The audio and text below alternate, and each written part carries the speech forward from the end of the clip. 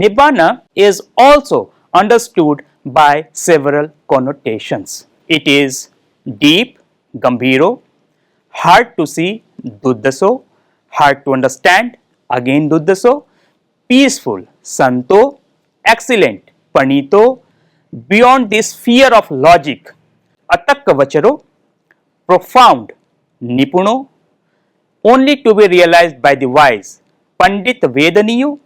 There are some other connotations for the term Nibbāna, such as unconditioned, asankhatang, uninclined, anantang, taintless, anasavang, truth, satchang, far shore, parang, subtle, nipunang, very hard to see, sududdasang, unaging, ajajjarang, stable, dhuvang, undisintegrating, aplokitang, unmanifested, anidassanang, unproliferated, nippapanch, peaceful, santang, deathless, amatang, sublime, panitang, auspicious, sivang, secure, khemang, destruction of craving, tanhakhayo, wonderful, acharyang, amazing, abhutang, unailing, anitikam, the unailing state,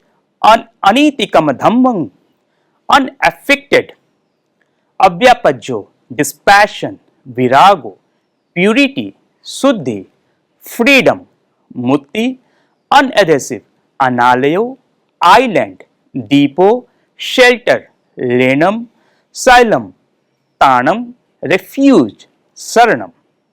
These connotations can be found in the Samyukta Nikaya. The other connotations are unborn, ajatang, unproduced, asamupannam, the sorrowless, asokang, stainless state, virajang padang, the cessation of states linked to suffering, nirodha dukkha dhammanang, the stealing of fabrications, sankhara rupa samo, bliss, sukho. These connotations can be found in the Iti Vuttak text in the Ajata Suttang. Moreover, Acharya Anirudh in the manual of Abhidhamma also speaks about the connotations of Nibbāna. He says, a state which is deathless, achyutang, absolutely endless, achantang, unconditioned, asankhatang, and unsurpassed, anuttarang. These connotations can be found in the chapter 6 of Abhidhamma Sangha. The Buddha taught the middle way, Majjhima Patipada, in his first sermon. This middle way is understood in a sense of avoiding two extremes called indulgence in sensual passion, kamesu kamasu khallika niyogo, and self-mortification, that is atkil matha niyogo. These two extremes are otherwise understood as eternalism, that is sasatvad, and annihilationism, that is uchedvad. Here, avoiding the two extremes means practicing the eightfold path, that is athangiko maggo. These eightfold paths are nothing but the proper understanding of the three pillars of Buddhism, namely morality, seal, concentration, samadhi, and wisdom, that is panya. The first two factors of eightfold path, that is right view and right intention, falls under the category of wisdom, while the last three part, right effort, right mindfulness, and right concentration, belongs to the contemplative part, and the rest or the middle three parts, that is right speech, right action, and right livelihood, depict the ethical behavior performed by the seekers of Nibbāna. Eightfold path is taught by the Buddha as the fourth noble truth. Besides, the Buddha says unsatisfactoriness is inevitable in this samsara, first noble truth, and the cause of this unsatisfactoriness is craving, second noble truth. Moreover, when the craving or the attachment is ceased we realize the eternal bliss called Nibbāna, the third noble truth. In this way, third noble truth or the Nirodha Satya is the best idea to understand the sense of Nibbāna.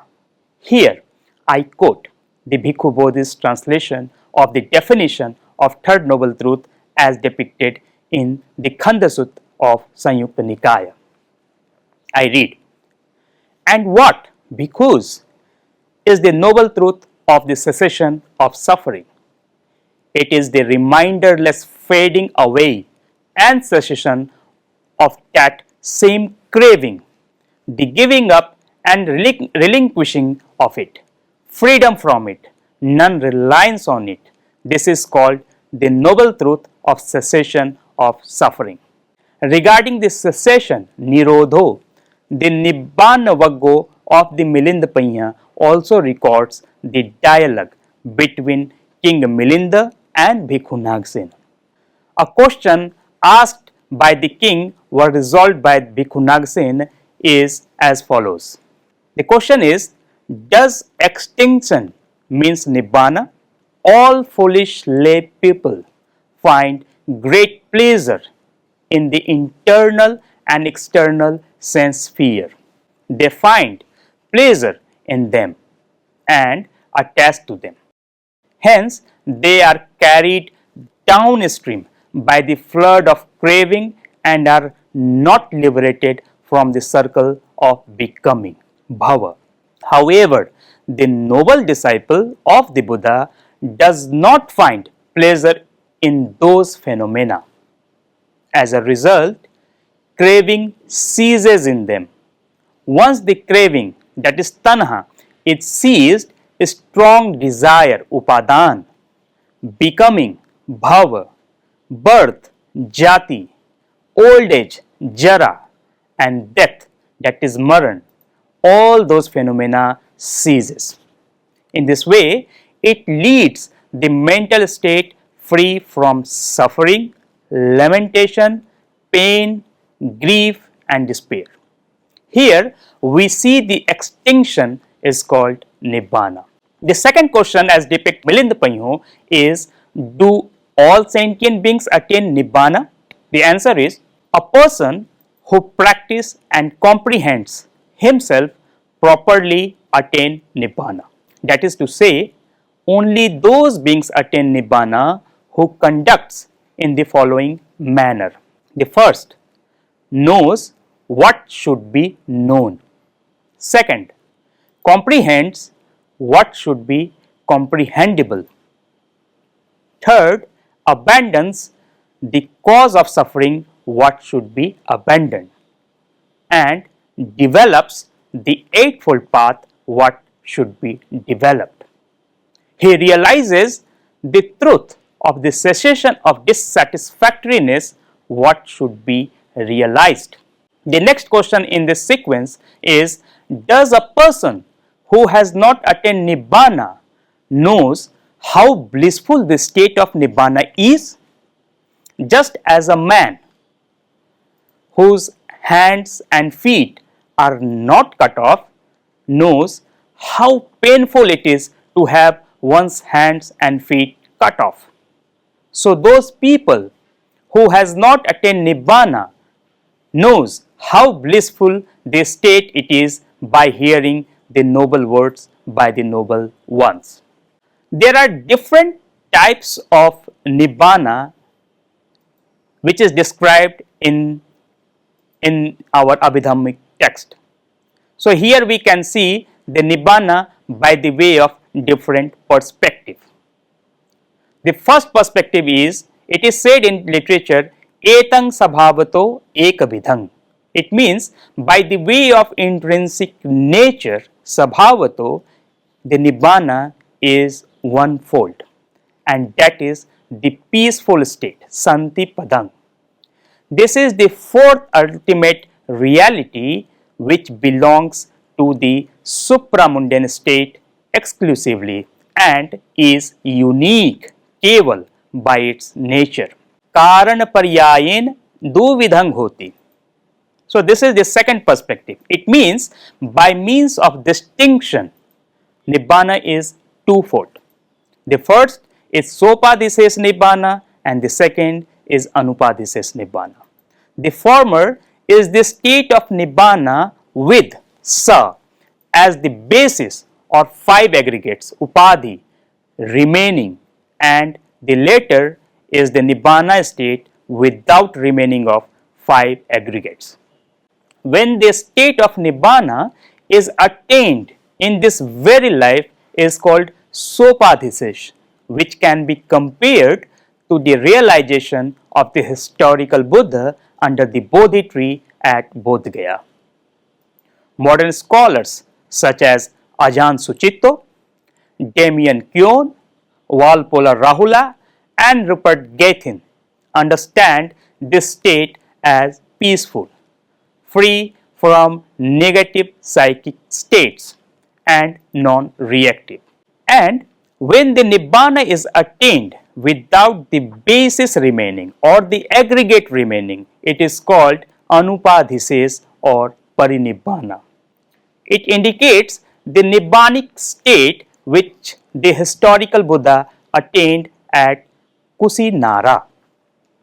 This is the final and full departure from any conditioned state.